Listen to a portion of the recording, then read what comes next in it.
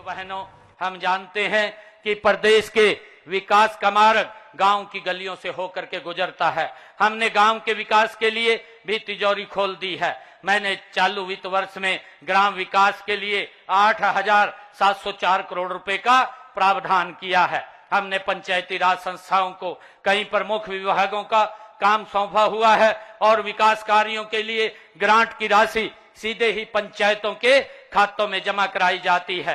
पंचायती राज संस्थाओं का सशक्तिकरण करते हुए हमने ग्राम पंचायत द्वारा करवाने की लिमिट, काम करवाने की लिमिट 5 लाख से बढ़ा करके 21 लाख रुपए की है।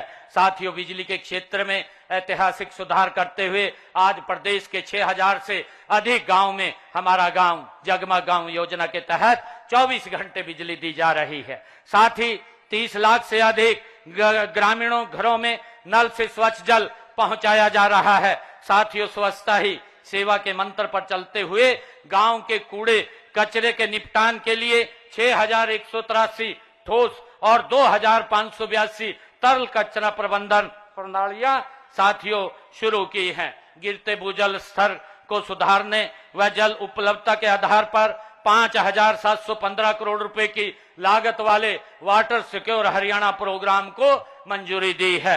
भाइयों बहनों, शहर किसी भी प्रदेश के विकास का साथियों आईना होते हैं। हमने शहरों में विकास कार्यों को गति देने के लिए शहरी स्थानीय निकायों की शक्तियों का विकेंद्रीकरण किया है। मेयर के चुनाव को प्रत्यक्ष करवाना हमने शुरू किया है और इससे जनता की सीधी भागीदारी बढ़ी है। साथियों, गुरुग्राम, फरीदाबाद, सोनीपत, हिसार और पंचकुला के समग्र विकास के लिए हमने मेट्रोपॉलिटन डेवलपमेंट अथॉरिटी का भी गठन किया है। हमारा प्रयास है नागरिकों को सभी शहरी सेवाएं आसानी से मिले। इनके लिए हमने ऑनलाइन बिल्डिंग अप्रूवल से लेकर के संपत्ति करके डिजिटलीकरण तक हर प्रक्रिया को सरल बनाया है। साथियों, हमने 3,124 अवैध कॉलोनियों को नियमित किया है ताकि वहां रहने वाले लाखों लोगों की बुनियादी सुविधाएं साथियों उनको मिल सकें। भाइयों बहनों, आज हरियाणा समृद्धि की एक नई मिसाल लिख रहा है।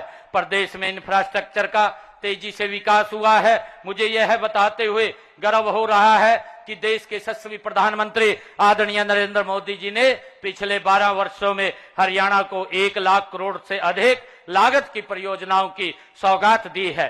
पिछले लगभग 12 वर्षों में हरियाणा में 22 नई राष्ट्रीय राजमार्ग घोषित किए गए हैं, जिनमें से 14 का काम पूरा हो चुका है। इसके साथ ही 2,534 करोड़ रुपए की लागत से 2,417 किलोमीटर लंबी नई सड़कों का निर्माण भी किया गया है। साथियों, इसके अलावा प्रधानमंत्री ग्राम सड़क योजना के तहत प्रदेश में 1,886 करोड़ रुपए की लागत से 3,477 किलोमीटर लंबी सड़कों का निर्माण किया जा चुका है। भाइयों बहनों, संत महात्मा गुरु और महापुरुष न केवल हमारी अमूल्य धरोहर हैं बल्कि हमारी प्रेरणा भी हैं। उनकी विरासत को संभालने व सहेजने की जिम्मेवारी हम सब की है और इसी दिशा में संत शिरोमणि गुरु रविदास जी की शिक्षाओं को जन जन तक पहुंचाने के लिए संत गुरु